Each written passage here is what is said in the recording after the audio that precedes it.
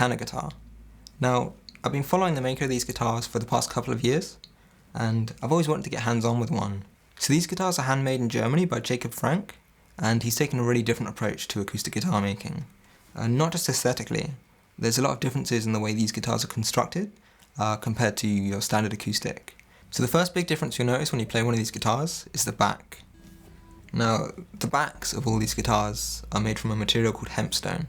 Hempstone is made by mixing ground hemp fibres with water, and in the case of these guitars, it's sprayed over a mould. Once that dries, you're left with this really hard, almost stone-like material. Back at the front of the guitar, there's actually a lot more going on than first meets the eye. Obviously first, we have the different sound hole position on this guitar. It's here in the cutaway. Now, while it's a really nice piece of design, there's actually a functional argument to not having the sound hole on the top of the guitar.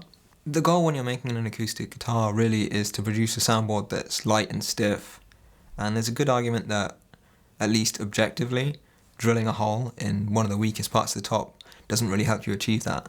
That being said, the position of the sound hole has quite a significant impact on the tonal characteristic, so shifting the sound hole is going to give you quite a different sounding guitar.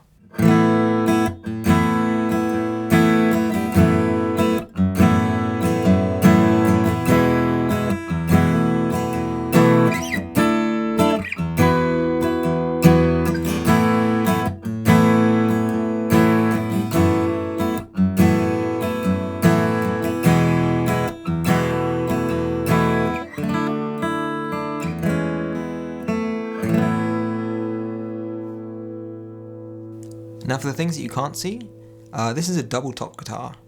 Now when making the soundboard for a double top guitar, instead of taking a single piece of wood, you take two very thin pieces of, in this case, spruce, and you laminate them together with an inner core of Nomex honeycomb.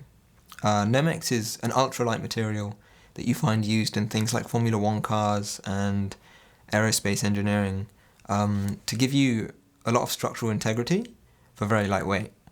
And that's really the same thing that you're trying to achieve with an acoustic guitar top. You want to make something that has optimal stiffness for the lightest weight. Because the lighter you can make that top, the more responsive you can make the guitar.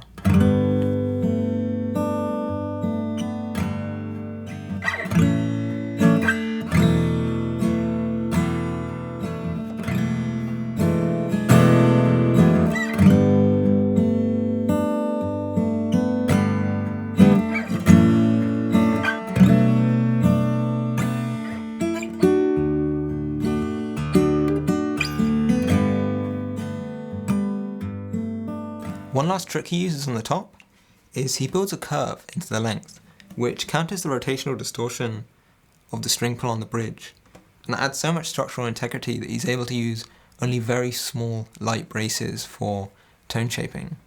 And the result is this really lightly braced top over a very reflective back, and that gives you a really responsive instrument with a very immediate attack.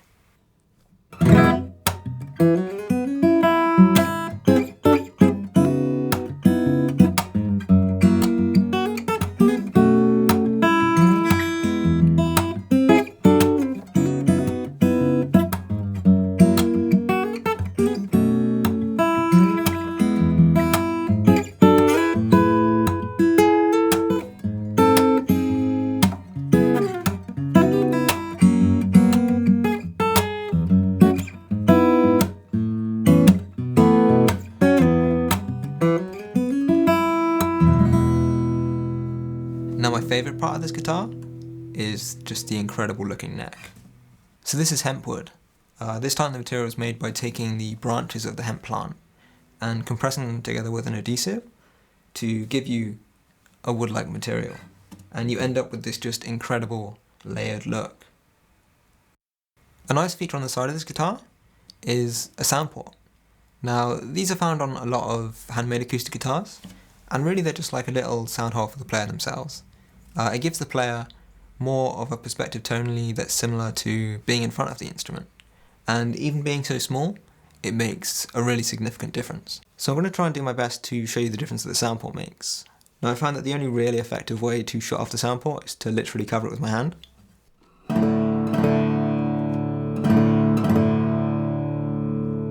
but obviously I can't play much like that, so I'm going to start off with the mic right in front of the guitar. With the mic placed here, I'm not really capturing anything from the Soundport or much from the sound hole, so I'm hoping it should make the difference of the Soundport a bit more apparent. It also shows why the Soundport's quite useful on this guitar, because a lot of that energy coming from the sound hole is being projected a bit further away from the player.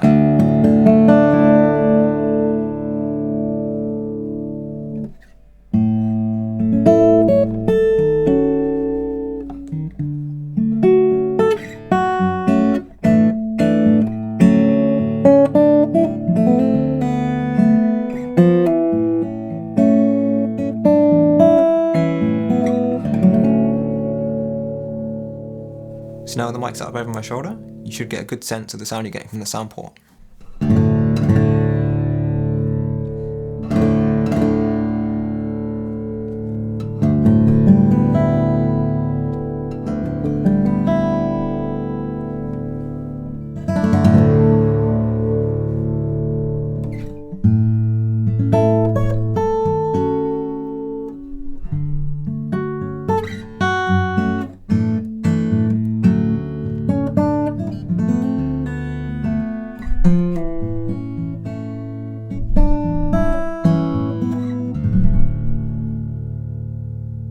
So the Soundport's giving you a lot more bass response, a lot more volume, and just this big, rich, open sound for the player.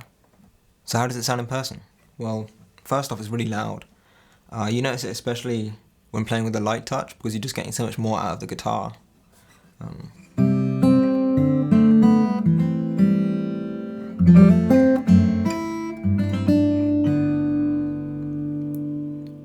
there's a lot more mid-range, and a lot of overtone content, which just gives everything this sheer clarity. Though I found in recording it, it can get a little unforgiving at times, I think because a lot of the really low bass information is just being projected towards the player, and it's something that you're sort of missing out in front when you're recording. The other thing that really struck me was just how loud the treble strings are. This guitar really made me rethink what it means to say that an acoustic guitar is balanced. All the treble strings just sort of shoot out of the guitar, all the way up the neck.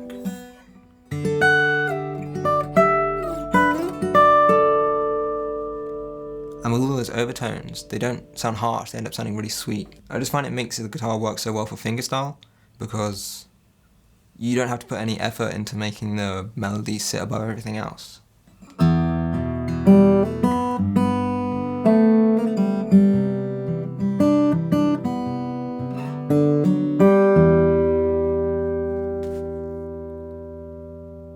So what do you think? I'll be really interested to hear people's thoughts on this one, because, you know, really it's about as far away from a traditional acoustic guitar as you can get.